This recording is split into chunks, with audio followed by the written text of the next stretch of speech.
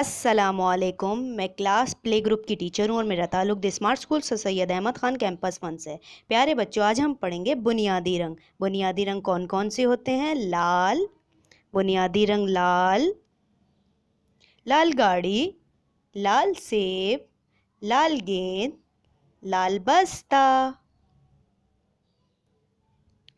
पीला,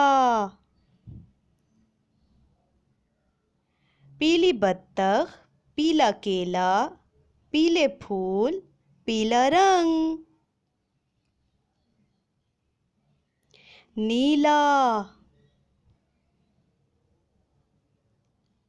नीली मछली, नीली ब्लूबेरी, नीला आसमान, नीले बूट्स। प्यारे बच्चों, मुझे उम्मीद है आपको बुनियादी रंग समझ में आ गए होंगे। अल्लाह हाफिज।